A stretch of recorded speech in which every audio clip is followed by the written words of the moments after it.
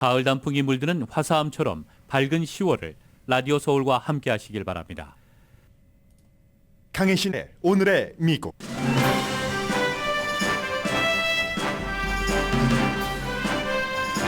세계는 지금 가장 복잡한 전투 시나리오에 속하는 전쟁을 보게 될 찰나입니다.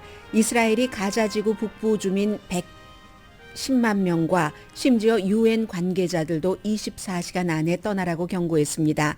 이스라엘을 무조건 지지하는 미국도 UN도 이 경고는 실현 불가능하다고 지적합니다. 하마스는 이스라엘 심리전에 말려들지 말고 집에서 굳건히 점령군에 대항하라고 지시합니다. 이스라엘이 팔레스타인에 갈 길은 이미 다 막았고 그 위에 공습을 퍼붓기 때문에 실제로는 갈 곳도 없습니다. 하마스는 이스라엘 공습으로 13명의 인질이 사망했다고 밝혔고 이스라엘이 민간인에게 큰 피해를 주는 백린탄을 썼다는 비디오가 나왔습니다. 미국에서는 이스라엘을 비난하면 정치계와 학계 등 많은 분야에서 역시 비난을 받고 블랙리스트에 올려주며 신상까지 털립니다. 컬럼비아 대학에서는 친이스라엘계와 반이스라엘계 시위가 이어지면서 폭행이 발생해 어제 캠퍼스 문을 닫았습니다. 프랑스와 독일은 친팔레스타인 시위를 아예 금지했고 결국 중동에서 오늘 대대적인 반이스라엘 시위를 불렀습니다. 이스라엘 하마스 전쟁으로 미국 대학 캠퍼스의 시위는 전국으로 퍼져갑니다. 그 와중에 트럼프의 이스라엘 비난과 헤즈볼라 칭찬은 세계적인 비상사태로 개인 정치를 한다는 비난을 받고 있고 드산티스 플로리다 주지사는 트럼프가 비난받는 걸 자신의 기회로 활용합니다. 시간이 문제였지 차기 하원 의장이 될 게 거의 확실해 보였던 공화당 스티브 스칼리스 의원이 하원 의장 후보를 사퇴했습니다. 이 중요한 시기에 의회 공백을 끝낼 방법은 세 가지입니다. 민주당이 공화당 하원 의장을 선출할 가능성도 있습니다. 밥 메넨데스 연방 상원 의원이 뇌물수수에 이어 이집트 대리인 혐의로 추가 기소되자 같은 민주당 상원 의원이 제명 결의안을 준비합니다. 앤디 김 연방 하원 의원도 그는 제명돼야 한다고 주장합니다. 메디케이드 파트 B 보험이 내년에 6%가 오릅니다. JP 모건 체이스 CEO가 자사의 이유는 예상을 넘겼지만 이스라엘 전쟁 등으로 지금이 지난 수십 년 사이에 가장 위험한 경제 순간이라고 경고합니다. 미국의 핵 추진 항공모함 로널드 레이건호가 부산에 도착하자 북한은 선제 핵공격 가능성을 경고했습니다. 여러분 안녕하십니까? 오늘의 미국 강혜신입니다. 지금 화면에 벽에를 꼭 친구처럼 인형처럼 안고 어디론가 대피하는 팔레스타인 소년이 보이고 있습니다. 국제문제 띵크탱크 애틀란틱 카운슬의 알렉스 플리트사스 씨가 피비린내 나는 끔찍한 분쟁이 일어날 겁니다. 이렇게 경고를 했습니다. 우선 기본적으로 이스라엘과 그 하마스의 전쟁의 속보를 좀 전해드리겠고요. 어피니언도 좀 붙이겠습니다. 어피니언은 제 어피니언이 아니라 그쪽 분야에서 한 50년 동안 그 분야에 일을 한 주이시 칼럼니스트라든가 아니면 또 아주 워싱턴 포스트에서 내노라 하는 컬럼니스트는 이 내용을 어떻게 보고 있는지, 이스라엘의 목표와 하마스의 목표, 그 목표들은 어떻게 이루어질 것인지 등을 맨 앞에 섹션에 전해드리겠습니다. 지금 카타르 도하에 앤토니 블링컨 미국의 국무장관이 갔는데 가서 이제 제일 강조하는 얘기는 하마스 비난입니다. 하마스가 민간인을 인간 방패로 사용하고 있다. 이런 내용이고요.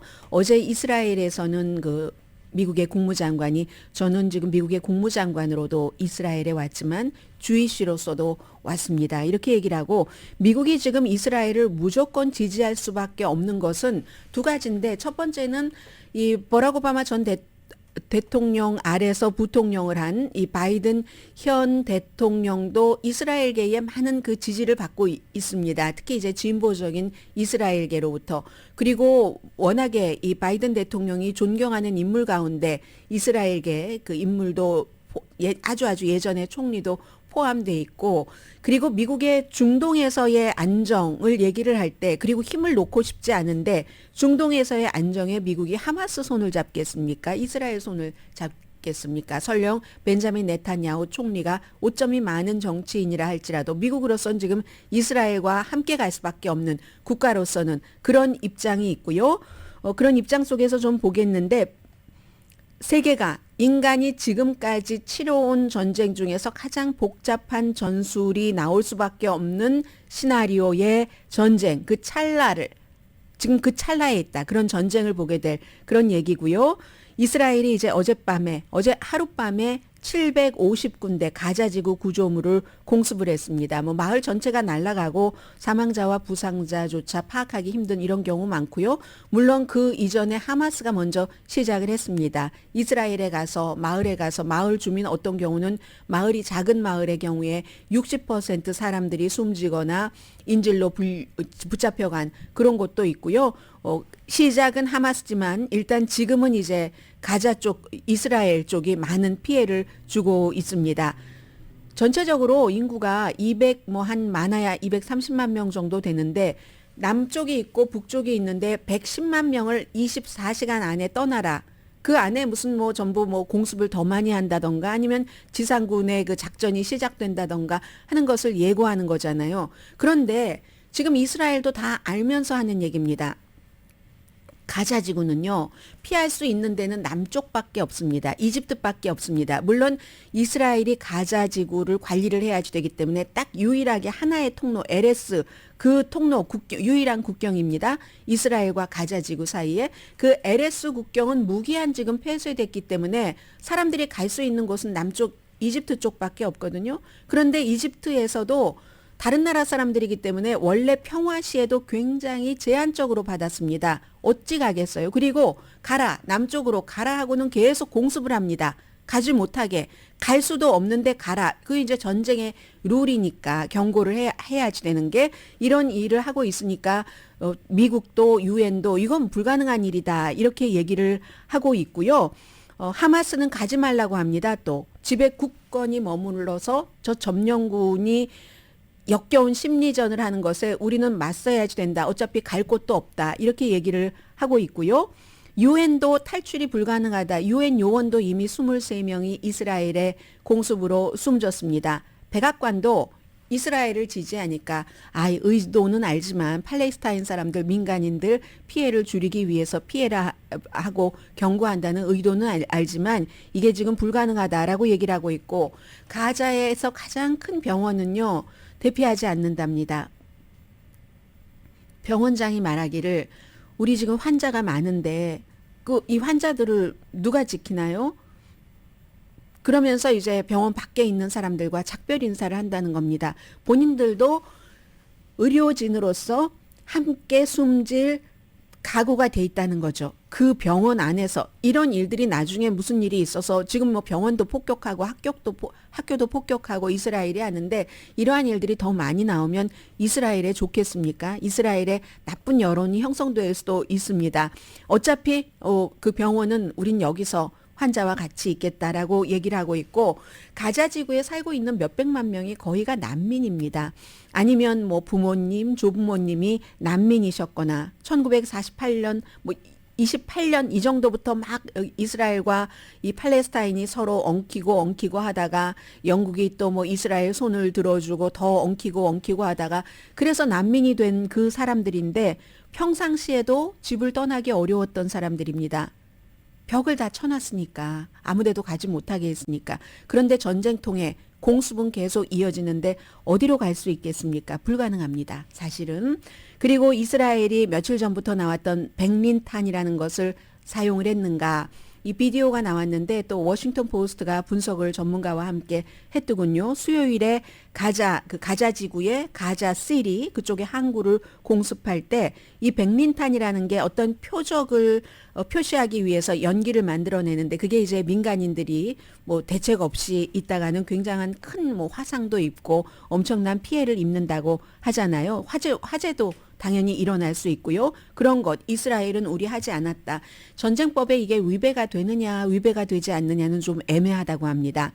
그리고 하마스는 그럼 이스라엘이 공습을 했기 때문에 우리가 물론 그 하마스가 이미 그 인질 가운데서 몇 명은 처형했다는 얘기 나오고 있잖아요. 그런데 13명은 이스라엘의 공습으로 13명의 인질이 숨졌다라고 얘기를 합니다.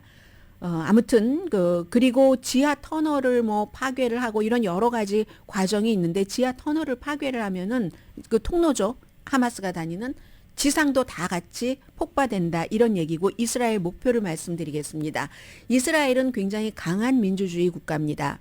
물론 그 정부의 부정부패가 있다 할지라도 그리고 국민들의 애국심이 너무너무 대단해서 러시아가 우크라이나를 침공했을 때 러시아의 젊은 사람들, 나이 든 사람들은 국가에서 아무리 뭐 돈을 주고 모집하려고 해도 도망갈 수 있는 사람들은 다 도망갔잖아요. 다른 나라로.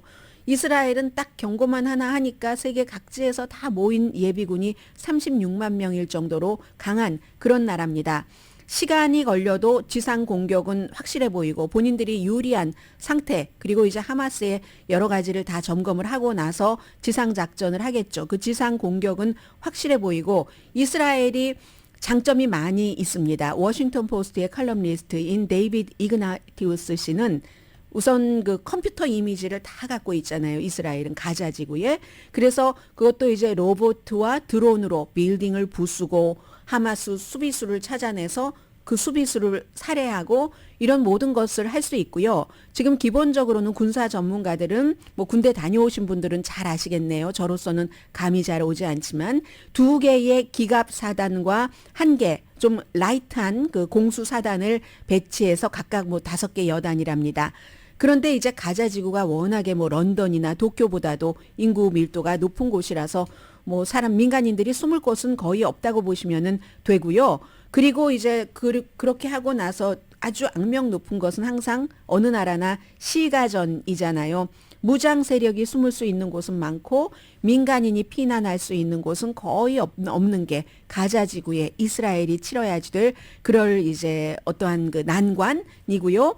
인질 여러분들 다 보셨잖아요. 골프 카트에 누굴 태워가지고 가는 인질 분명하게 이제 보복 대상이 될 것은 확실하죠. 그래서 이제 이 하마스는 다는 아니더라도 지금 이스라엘에 한 5,200명 정도 하마스 포로가 갇혀 있는데 교환할 것을 원하고 있지만 일단 그 인질을 잡은 하마스들은 이스라엘이 다 처형을 한다 하는 것이고 그리고 67년부터 2005년까지 이스라엘 군대가 가자 지구에 있었습니다. 67년 그 유명한 전쟁부터 2005년까지 있고 나중에 철수할 때 그 이스라엘이 그 점령을 했을 때는 한 8,000명 정도 이스라엘 사람들도 그 가자 지구에 살았는데 그 정착민들도 다 데리고 나갔고요. 지금은 뭐 서한 지구에서 점점 정착촌을 확산하고 있는데 그 이후에 2005년도에 가자 지구에서 나가면서 이제 땅, 뭐 하늘, 뭐 바다 다 막아버린 거잖아요.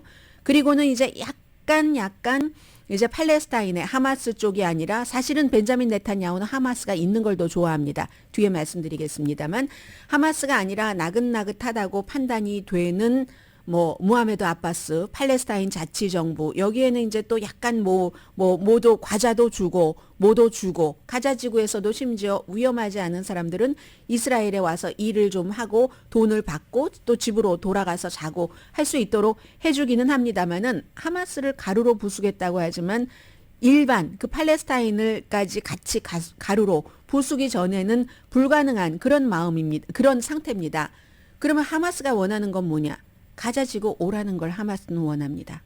어차피 생명을 놓고 극단주의를 펼치는 이스라엘은 지구상에서 없어져야 된다를 주장하고 있는 하마스 전투사이기 때문에 와라. 이란도 마찬가지입니다. 이스라엘 그럼 들어와라. 이런 걸 가지고 허무주의를 선택했다고 볼 수 있는 거죠. 본인의 목숨까지 내놓으면서 본인의 목숨이 본인 혼자만의 목숨입니까? 가족도 있고 누구도 있고 다 있는데 이 허무주의를 선택을 해서 이스라엘이 가자 지구를 쳐주기를 원합니다. 여기서 뉴욕타임스의 토마스 프리드먼 칼럼니스트 미국에서 태어났지만 주이시입니다. 뭐 어렸을 때는 그 히브리 학교를 일주일에 5번이나 간 사람이에요. 50년 동안 중동 문제를 파고든 사람이 그제였던가요? 컬럼을 썼는데 그 긴 컬럼 가운데서 대체적으로 이제 오늘의 미국에서 뉴스가 진행되는 동안에 여러분들께 전해드렸던 거고요. 이게 이제 저는 제일 이 부분이 와 닿는데 이 하마스는 왜 가자 지구에 이스라엘이 들어와 주길 원하는가? 정보도 다 무너져, 뭐도 무너져, 종이 호랑이였네, 약했네. 알고 보니까 하마스가 생각했던 것보다 그 첫날 토요일 날 공격해서 하마스가 얻은 게 훨씬 많답니다. 그렇게 이스라엘이 약하다는 것을 보여줬잖아요. 그런 것처럼 이번에도 마찬가지로 그렇게 하고는 이스라엘이 가자 지구에 들어와서 미국이 마치 팔루자에서 실수하고 막 어린이들 생일 파티와 연관된 그런 뉴스요. 그런 것처럼 이스라엘이 지금까지 하마스가 첫날 공격을 해서 지금 뭐 1,300명 정도가 숨졌다고 하는 잔인하게 막 정말로 그야말로 사례 그런 처참한 사례가 어디 있습니까? 그래서 하마스 막 욕하고 이스라엘의 동정심이 쫙 몰렸는데 그 동정심 다 까먹기를 원하는 겁니다. 하마스는 지금. 그래서 이제 또 이란으로서는 이란의 테란도 얼마나 그 정권이 삼엄한 아주 살벌한 정권입니까? 그 악한 살인적인 정권이라고 말할 수도 있는데 그 살인적인 정권에 대한 관심으로부터 이스라엘 야 저런 뭐 형용사는 말씀드리지 않겠고 그런 국가와 사람이 없네. 그리고 이스라엘이 왜 지금까지 약속을 지키지 않고 서한을 점령하고 있지? 정착촌은 왜 저렇게 점점 늘려가냔 말이야. 이렇게 사람들이 인식해 가기를 하마스는 원한다는 겁니다. 그렇기 때문에 이스라엘은 신중하고 자제해야 된다. 토마스 프리드먼 뉴욕타임스 칼럼니스트 주희 씨가 하는 얘기입니다. 그리고 이제 하마스는 상대적으로 좀 신중한 공격을 할 것으로 예상을 합니다. 이스라엘을 국경을 뭐 불도저로 밀고 쳐들어갔을 때 이러한 보복을 당연히 예상을 했다는 거잖아요. 그런데 그 예상을 하면서 이스라엘은 지상 침공, 시가전까지 오는 그런 것으로 인해서 발생하는 민간인 사상자 있잖아요. 그 높은 사상자를 이스라엘이 감당할 수 없을 것이라고 가정을 하고 아마 그 여러 가지 작전을 짜고 있다는 겁니다. 카타르에 살고 있는 하마스가 내부와 외부에 지도부를 나눠서 두고 있다고 말씀드렸죠. 카타르에 살고 있는 하마스의 아주 높은 사람이랍니다. 무사 아브 마주루크가 어느 매체와 인터뷰인가요? 기억도 안 나요. 하도 많이 봐서. 우리는 그들이 이스라엘 사람들이 겁쟁이라는 것을 알고 있다. 벤자민 네탄야후도 뭐 특수부대 출신이긴 하지만 겁쟁이라는 것을 알 수 있다. 지상에서 정말 맹렬하게 싸울 수 없다는 것을 안다. 그리고 이제 100명 이상의 인질이 아직까지 남아 있으니까 그래서 하마스 리더가 일단은 생각하고 기대했던 것보다 이스라엘 공격에서 엄청난 성공을 했는데 이 성공에는 이스라엘의 자책골이 강했던 겁니다. 벤자민 네탄야후가 이제 와선 얘기들을 하잖아요. 그 내부의 정보국의 어떠한 심상치 않아 가자 내부가 이런 경고도 무시했고 그리고 이집트의 경고도 무시했답니다. 이집트와 이스라엘은 그동안 지난 16년 동안 뭐 경제적인 이유로 여러 가지 이유로 협조를 했었으니까 그러한 것을 무시했는데 왜 그렇게 했어요? 하도 본인이 부정부패로 막 이렇게 돼 있고 하니까 본인의 정치적인 거 신경 쓰다가 놓친 거죠. 이런 부분들을. 그래서 하마스는 보복까지 당할 것을 충분히 예상을 하고 있는데 과거의 모든 시가전은요. 반군 단체가 유리합니다. 정규군보다. 위에 말씀드린 여러 가지 이유 등등으로 집에 민간인과 같이 당연히 숨어 있겠죠. 그렇게 숨어 있다가 수류탄으로 던지고 뭐 군인들을 공격을 하고 그래서 마치 또 민간인 복장을 하고 있다가 숨지면 민간인을 공격했다는 이런 역공격 이런 그 홍보 전쟁에서의 홍보 같은 것도 하마스가 하고 민간인 사상이 불가피한 건 너무너무 당연한 거고요. 왜냐하면 하마스가 군수품 같은 것도 이렇게 옮기고 할 때도 이렇게 병원을 거쳐갑니다. 그리고 민간인들과 같이 살고 이스라엘은 그런 곳을 공격을 할 수밖에 없는 딜레마가 있는 겁니다. 게다 대고 인질까지 있고 그리고는 지금 세계의 분위기는 미국은 더 많은 무기를 보내겠다. 할 수 있는 모든 걸 하겠다. 그리고 지금 하마스가 점령한 가자 지구와는 달리 동북 쪽에 있는 서한 지구에 있는 무하마드 아바스하고도 뭐 대화를 하고 어제 미국의 국무장관도 만났잖아요. 그런데 무하마드 아바스가요 87살입니다. 지금 바이든 대통령 80살인데 너무 늙었다고 하잖아요. 사람들이 판단을 하기에. 그런데 사람에 따라 차이는 있지만 하마스는 게다 대고 이제 무하메드 아바스가 뭐 여러 가지 나이도 있고 하니까 질병이 있죠. 그리고 그 사람 거칠게 살아왔으니까 전투 등등으로 해서 그 병약한 무하메드 아바스는 지난 20년 동안 가자 지구를 한 번도 간 적이 없습니다. 그런데 어떻게 여기서 중요한 역할을 할 수 있겠습니까? 한쪽에 치우치는 것 빼고는 그런 일이 있고 프랑스 에펠탑에는 이스라엘 기 막 표시돼 있고 친 팔레스타인 시위 자체를 금지했습니다. 국방장관도 얘기를 했고 임마누엘 마크롱 대통령도 얘기를 했고 또 홀로코스트 때문에 이스라엘에 빚을 지고 있는 독일도 마찬가지입니다. 올라프 숄츠 총리도 그렇고 베를린에서도 친 팔레스타인 시위는 할 수가 없습니다. 그러니까 런던에 세 군데 주이시 학교는 뭐 영국에서 가장 큰 주이시 학교라고 하는데 너무 안전이 걱정돼서 학교를 폐쇄하고 베이징에 있는 그런 뭐 어떤 그 무슨 이스라엘 대사관의 직원은 다치고 오늘 대대적인 친 팔레스타인 시위가 중동 지역에서 벌어지게 되는 겁니다.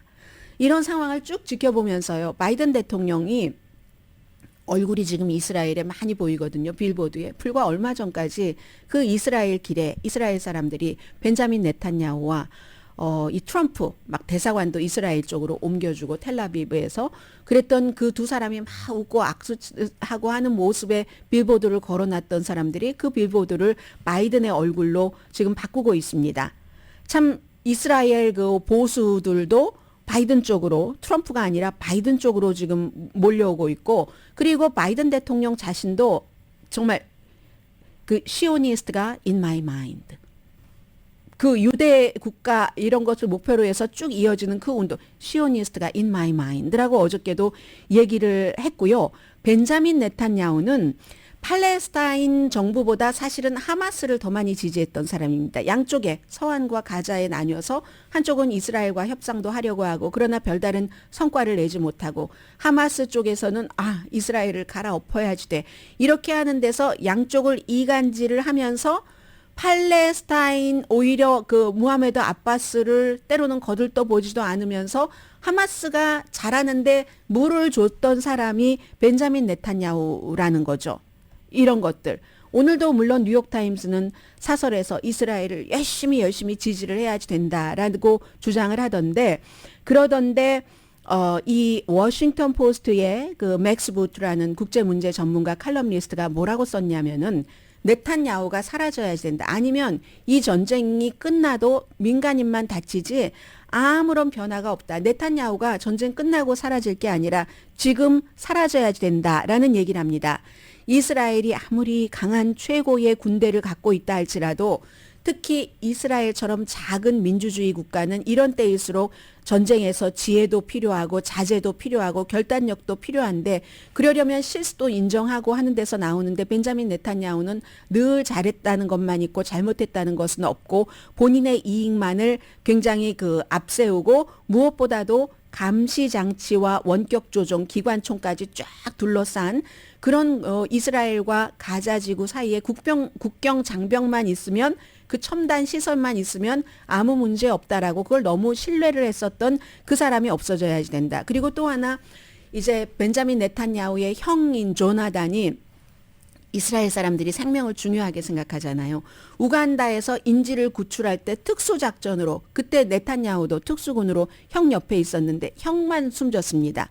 그 군인 가운데서 당시에 특수군 가운데서 그걸 평생을 팔아먹고 사는 사람이 벤자민 네탄야후입니다. 책에도 쓰고 나는 그래서 테러에 엄청나게 그 이후에는 큰 전쟁을 겪어본 적은 없어요.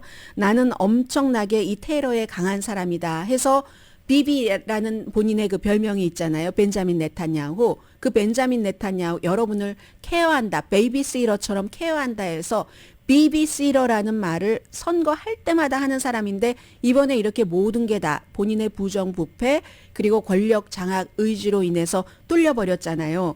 그러니까 경고를 수없이 무시했었던 벤자민 네탄야후가 지금은 이제 정보망의 경고 무시한 게 나오거든요. 그 네탄야후가 지금 사임하지 않으면 이스라엘과 그 팔레스타인의 가자 지구에서 하마스의 전쟁은 양쪽의 민간인들의 사상만 있지 그 이후에도 변화는 없다. 하는 게 워싱턴 포스트의 칼럼니스트 맥스 부트 씨의 주장입니다. 그리고 여기에 이제 바이든 대통령의 딜레마도 있겠죠. 벤자민 네탄야후는 싫지만 이스라엘을 지지해야지 되는 미국이라는 국가, 중동에서도 균형을 유지를 해야지 되는 미국의 대통령으로서의 딜레마도 있을 겁니다.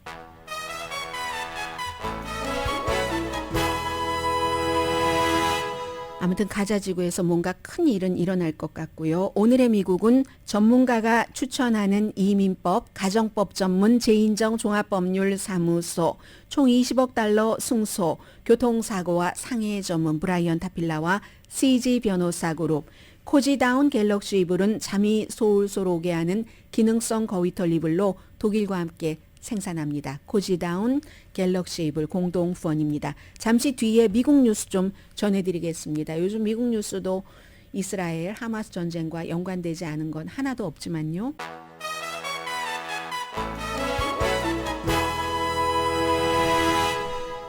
라디오 서울 방송 오늘의 미국 듣고 계십니다. 아니 어제 같아서는 들 것 같더니 어제 오후에 5시 정도까지는 사임하지 않았었거든요. 그런데 스티브 스칼리스 공화당에서 하원 의장 후보로 짐 조던을 누르고 당선이 됐던 스칼리스 의원이 후보에서 사퇴했습니다. 하루 동안에 이제 강성, 특히 이제 프리덤 코커스를 중심으로 본인에게 투표하지 않겠다는 공화당 의원들을 설득했지만 217표를 확보하지 못한 거죠. 뭐 한 몇 표 모자랐을 겁니다. 그래서 결국은 본인은 사퇴한다고 했고, 그러면 이거 누가 될 것인가? 이거 굉장히 중요하고 미국이 제일 중요한 그 입법부의 한 축이 하원인데 열흘째 아무 일도 못하고 있습니다. 하원 의장이 없으면 투표도 못하고 안건 논의도 못하고 공백이죠. 공백, 백큐음인데 여기서 나가려면 그럼 어떠한 방법이 있는가? 넘버 원, 3가지가 있는데요. 넘버 원, 또 다른 의원이 217표를 받을 수 있는가? 그럼 지금 가장 생각하는 사람은 짐 조던 아니겠어요? 그런데 짐 조던이 스티브 스칼리스보다도 더 적게 받았었잖아요. 아무리 트럼프 전 대통령이 공식 지지했어도. 그러니까 이것도 모르겠고 스칼리스가 안 되는데 짐 조던이 어떻게 217표를 확보할 것인가 확보하기 어려울 것 같거든요. 그렇다면 패트릭 맥켄리 지금 임시 하원 의장 대행이잖아요. 하원 의장 대행인데 이게 하원에 여러 가지 룰이 있어서 하원 의장 대행은 아마 그 후보로 나가지 않는다는 그런 뭐 불문율 같은 게 있는가 봅니다. 그런데 이걸 뭐 완화한다 해서 하원에서 할 수 있겠죠. 그래서 그가 나가는가? 아니면 또 처음부터 말씀드렸던 것처럼 케빈 맥카티가 다시 등장을 하는가? 트럼프 전 대통령이 하원 의장 해야지 된다고 얘기하는 아주 그 공화당의 강성들 여전히 있습니다. 그래서 스칼리스 의원은 아니지만 다른 사람이 나온다는 것. 그리고 넘버 2는 임시로 그럼 패트릭 맥킨리 의장 대행에게 권한을 조금 더 주나? 지금 이스라엘에 뭐 해주고 싶은 공화당 의원들 많을 것 아니에요. 그러니까 그러한 회의도 하고 투표도 할 수 있게 권한을 주나? 그런데 이건 또 사람들이 단기 해결책을 원치 않습니다. 그 단기 해결책 가지고 앞으로 해야지 될 일이 너무 많기 때문에 그럼 3번째는 뭐냐? 다시 민주당이 등장을 합니다. 민주당이 이게 하원 의장을 뽑는데 민주당이 공화당을 뽑고 싶어 하겠습니까? 민주당 의원들은 전부 민주당 의원에게 투표를 하겠죠. 하킴 제프리스 민주당의 당대표에게. 그런데 지난번에 케빈 맥카티에게 그렇게 해주지 않았지만 이번에는 해주나. 그때 케빈 맥카티하고 그렇게 될 줄 알았는데 왜 안 됐냐면 케빈 맥카티가 나는 아무것도 민주당에게 해줄 게 없다고 민주당이 원하는 걸 해주지 않아서 민주당 얘기를 들어보면 그래서 민주당 의원 몇 명만 보태주면 되는데 안 보태줬다는 거잖아요. 그래 이번에는 보태주나? 보태주면 가만히 아무것도 안 받고 보태주겠습니까? 지난번에도 아무것도 안 준다고 하니까 케빈 맥카티를 그냥 떨어뜨리고 그보다 더 강한 인물이 나오는 것을 견디면서도 케빈 맥카티하고 안 주겠다는 사람에게 어떻게 표만 주겠습니까? 라이벌 당인데. 그래서 이번에는 그럼 그런가? 그럼 뭘 원하지? 지금 민주당에서는 이번에 하원 의장 소용돌이 한 사람만 반대해도 투표에 붙여서 8명만 반대해도 96%가 그를 지지하는데도 하원 의장이 쫓겨날 수 있게 되는 그 룰을 없애길 원합니다. 지금 민주당 측에서는. 그런데 공화당의 강성이 그걸 해줄지 모르겠어요. 그걸 가지고 들어온 사람들이 공화당 강성이기 때문에 그래서 지금 이 문제가 있거든요. 그러니까 어제 민주당의 하킴 제프리스가 우리는 초당적으로 문제를 풀 준비가 돼 있고 그럴 의지도 돼 있고 할 수도 있다. 지도부가 몇몇 사람에게 해줘라 하면 하는 거잖아요. 특히 이제 극좌인 알렉산드리아 오카시오 코르테스는 그럴 수도 있다는 뜻을 뭐 처음부터 맥카티 때부터 보였거든요. 그런데 그러려면 공화당의 그 파트너가 필요하다. 이건 우리가 원하는 거 해달라. 이런 얘기거든요. 그래서 5명의 민주당 의원들만 해줘도 이 스티븐 스칼리스가 됐을 텐데 그래서 민주당이 해줄까? 뭐 이러는데 공화당이 또 이걸 원할지. 그러니까 결론은 어떻게 될지 알 수 없는 겁니다. 공화당은 이 중요한 시기에. 민주당이 말하기가 좋죠. 공화당이 아주 나쁘게 보이는 거예요. 여론조사에 보면 공화당을 믿는다 하는 지지율이 지금 지난 열흘 사이에 많이 내려갔거든요. 적어도 몇 퍼센트 포인트 정도 내려갔거든요. 민주당이 이러니까 얘기하잖아요. 하킴 제프리스 같은 사람이. 공화당이요. 전통적인 공화당이요. 제발 극단주의자들과 손을 떼시오. 케빈 맥카티 하원 의장처럼 하원 의장 되겠다고. 극단주의자들과 뭐 마조리 테일러 그린 아니면 뭐 맷 게이츠 또 짐 조던 이런 사람 등등과 손을 잡아서 이렇게 하원을 공백 상태로 해서 공화당도 그렇고 민주당도 그렇고 하는 나라를 만드시겠습니까? 이런 얘기를 하고 있습니다. 아무튼. 그래서 지금 아무런 안도 통과시킬 수 없고 백악관이 긴급으로 이스라엘을 지원하는 요청을 해도 하원에서 할 수가 없습니다. 하원 의장이 없으면. 이건 다시 말하면 그만큼 하원 의장이라는 자리가 막강한 힘을 갖고 있다는 뜻도 되잖아요.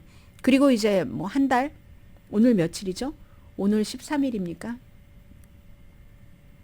11월 17일까지, 13일 맞네요. 11월 17일까지 예산안 통과되지 않으면 연방정부 문도 닫는데, 야, 이스라엘 전쟁, 우크라이나 전쟁, 연방정부 문 닫고 이걸 다 어떻게 해결하려고 그러는지. 그런데 다음 주 초까지는 이번 주말에 해결되기 힘들 수도 있다. 이렇게 지금 보고 있고요. 이러는 사이에 점점 프리덤 코커스라는 그 의원들의 모임이 얼마나 융통성 없게 자신들의 주장만 하는가 하는 것을 계속 사람들에게 보여주는 거예요. 그런데 프리덤 코커스는 그런 것에 신경 별로 안 쓸 것이라고 생각이 되고요. 아무튼 공화당은 당보다 개인을 내세우는 게 독해도 너무 독하다. 이런 여론이 지금 커지고 있기 때문에 공화당에 대한 지지율은 조금 내려가고 있습니다. 그건 이제 트럼프 전 대통령도 마찬가지죠. 어제 잠깐 말씀드린 것처럼 그 레바논의 헤즈볼라도 움직이면 지금 이스라엘 굉장히 골치 아파지는 건데, 레바논의 헤즈볼라나 아니면 무슨 뭐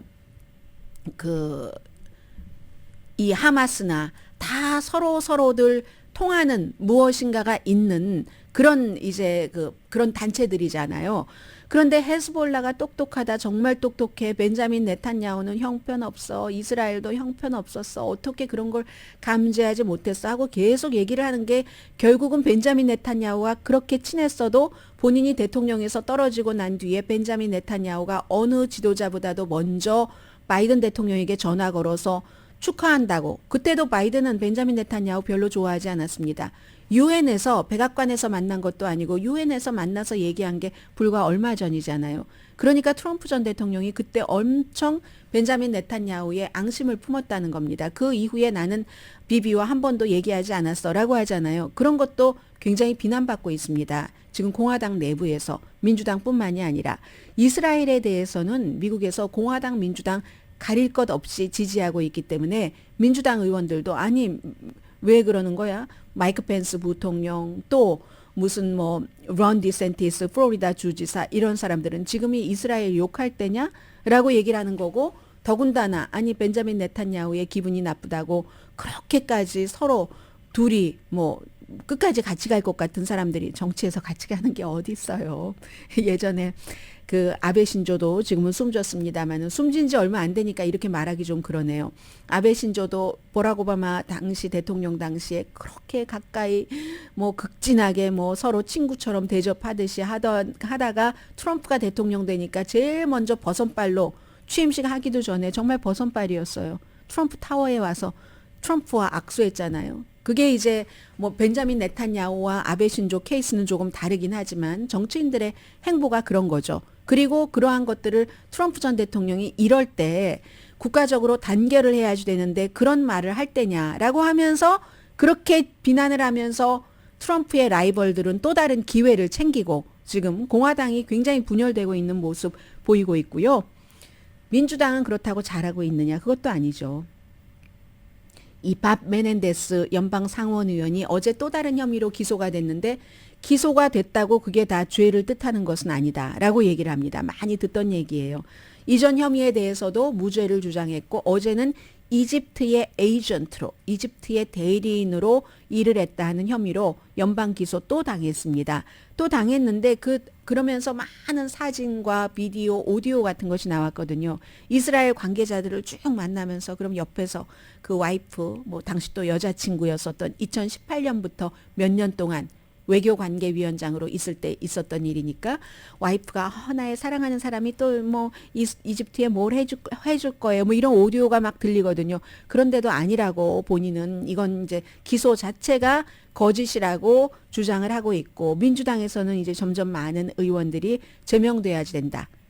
마치 공화당의 거짓말 이야기꾼 조지 산토스라는 뉴욕이 지역구인 연방 하원 의원을 제명해야지 된다고 공화당 의원들이 결의안을 내놓는 것처럼 이제 민주당에서도 역시 그 존 페르먼 같은 펜실베니아가 지역구인 연방 상원 의원이 제명 결의안을 내놨습니다.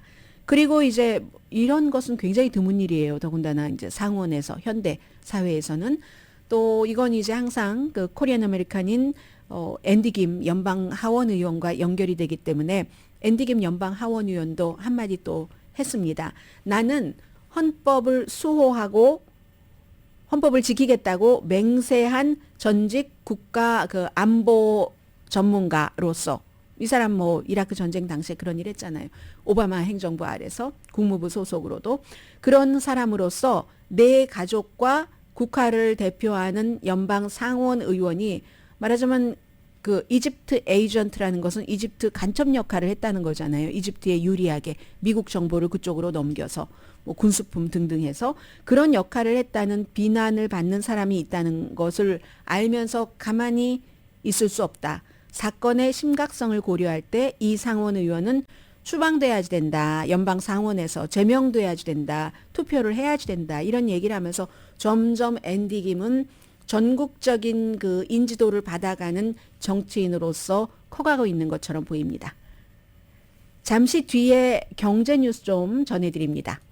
213-444-6166 제가 코드를 먼저 틀어서 듣지 못하셨던 전화번호는 213-444-6166번입니다.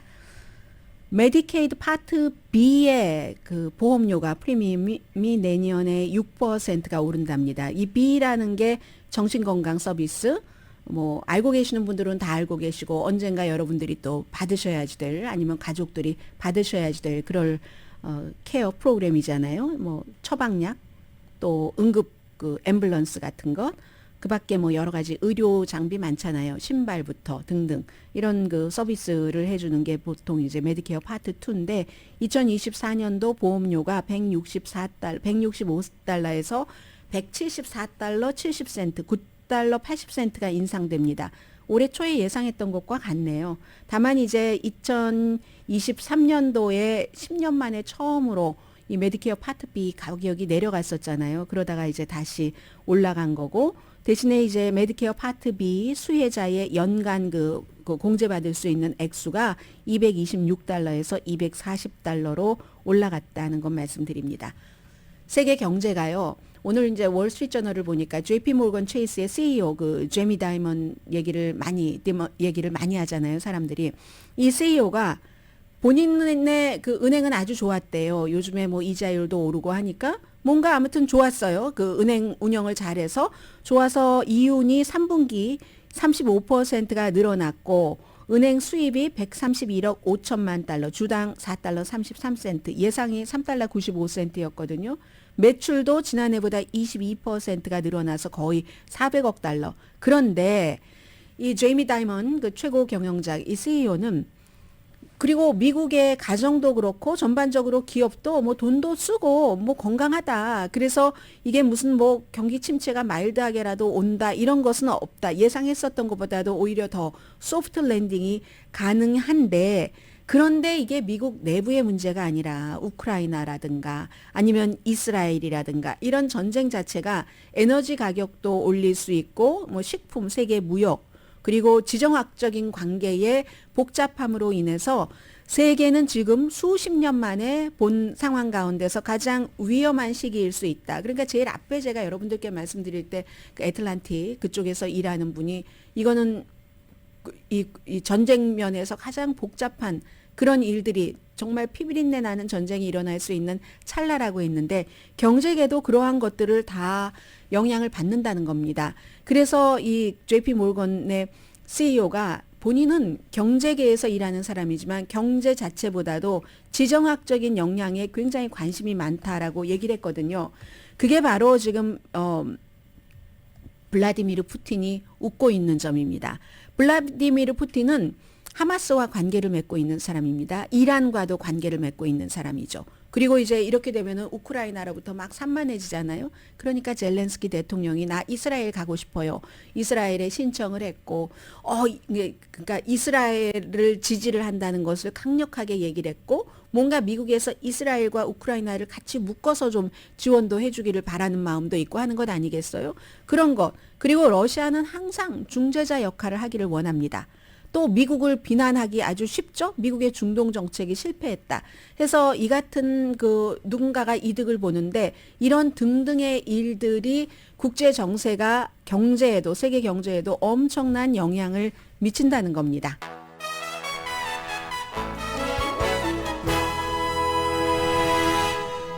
라디오 서울 방송 오늘의 미국 듣고 계십니다. 네, 다른 때 같으면은 조금 스킵을 해도 괜찮을 것 같은데 요즘 하도 어수선하니까 북한이 또 세게 말한 그런 걸 전해드립니다. 지금 미국의 항공모함이 로널드 레이건호가 부산에 도착을 했습니다. 한미일 합동훈련 하고 나서 이제 간 거예요. 5일 동안 그곳에 이제 로널드 레이건호입니다. 핵 추진체 다 들어있고요.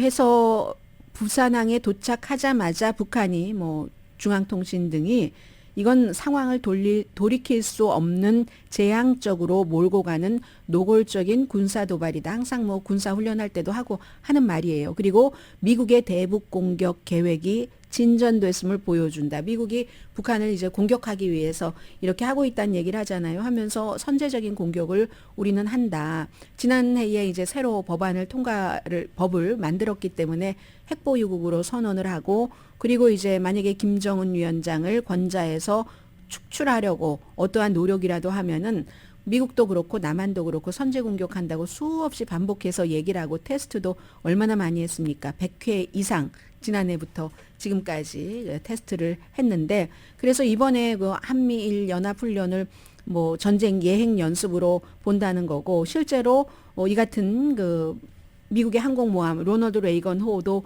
부산에 5일 동안이나 정박시키는 것은 북한에 대한 뭐 무력 과시인 거 맞죠. 그런데 아무튼 이런 핵무기를 북한이 미국이나 한국에 사용할 가능성은 굉장히 낮다고 거의 없다고 보고는 있지만 요즘 하도 시국이 어수선하니까 이런 일도 있고요. 그리고 지금 미국 대학 캠퍼스도 마찬가지입니다. 여러분들 자녀들이 대학에 다니실 텐데 아마 큰 대학이라면 거의 이런 뭐 친이스라엘, 팔레스타인 시위가 있을 테고요. 어제 컬럼버스 대학교는 한 100피트 떨어진 곳에서 컬럼버스니까 좀 진보가 강하고 하니까 친팔레스타인 쪽 또 젊은 사람들은 뭔가 그 무고한 사람들의 희생에 마음이 움직이고 그리고 지금 당장의 현상만 보는 게 아니라 과거도 아니에요. 그 현상이 이어지는 거니까 팔레스타인 사람들이 이스라엘에 의해서 사실은 그냥 일반 팔레스타인 사람들이 좀 너무 억압당한다 하는 것을 굉장한 그 마음이 가는 그런 곳에 동정심이 있는 그게 이제 젊은 사람들이잖아요. 젊은 때 이제 또 그런 게 있어야지 되고 그래서 친팔레스타인 시위가 굉장히 강했는데 거기에 대해서 한 100피트 떨어진 곳에서 이스라엘 사람들은 인질 사진 같은 거 이렇게 두고 시위하는 결국은 누군가가 다쳐서 뭐 학교가 문을 닫았는데 그게 컬럼비아에서만 그런 게 아니라 애리조나 뭐 또 그 메디슨 그 내에 있는 위스콘신 뭐 노스캐롤라이나 등등에서 뭐 하버드는 말할 것도 없고요. 엄청나게 지금 미국의 캠퍼스 안에서 친팔레스타인 친이스라엘 시위대들이 충돌을 할지도 모르죠. 하버드에선 블랙리스트 공개됐잖아요. 그 이스라엘에 대해서 반대하는. 오늘의 미국은 이민법, 가정법 전문 제인정 종합법률사무소, 교통사고와 상해 전문 브라이언 타필라와 CG 변호사 그룹, 코지다운 갤럭시 이불은 잠이 솔솔 오게 하는 거위털 이불로 독일과 함께 생산합니다. 코지다운 공동 후원이었습니다. 오늘 13일의 금요일이고 세계에서는 엄청난 특히 이제 중동 국가에서 친이스라엘 시위가 이어질 테고 미국도 어수선할 것 같습니다. 강혜신이었습니다.